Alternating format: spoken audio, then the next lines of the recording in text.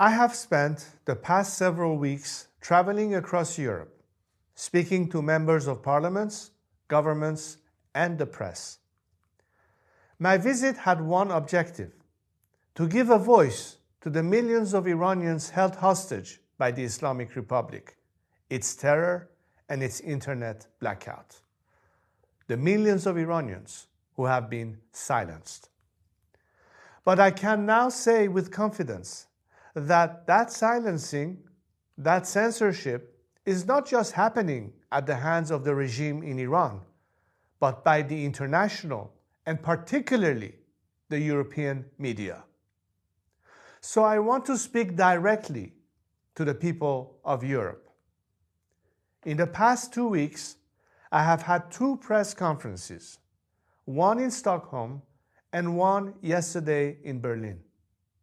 Between them, more than 150 journalists attended. We spent more than 2 hours together. And in those 2 hours, not a single of the 150 journalists asked me a question about the 40,000 Iranians slaughtered on the streets of my country on January 8th and 9th. Not a single of the 150 journalists asked me about the 19 political prisoners executed in the last 2 weeks. When I told them that there were 20 political prisoners currently sentenced to death, not a single one of the 150 journalists asked me about them. When I stood next to a mother whose son was killed and a father whose son was killed on January 8th and 9th, and asked them to hear their stories, not a single one of the 150 European journalists asked them a question.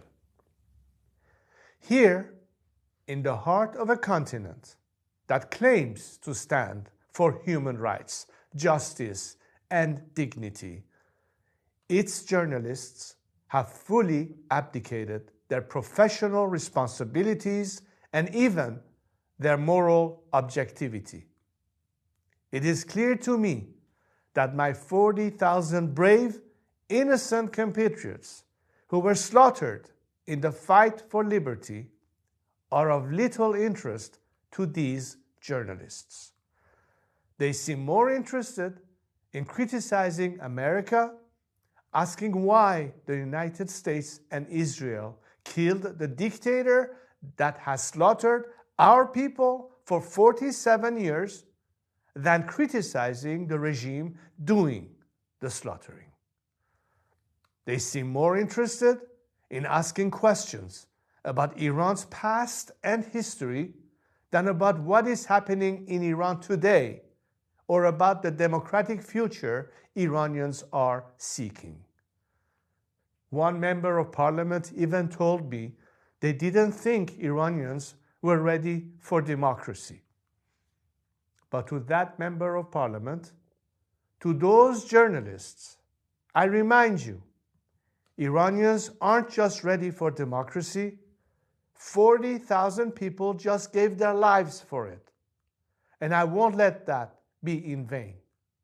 So know this: whether or not Europe stands with us, whether or not your journalists do their jobs, whether or not your politicians demonstrate the courage to act, I will fight for my people and my country. Even if we have to do this alone, we will fight until Iran is free.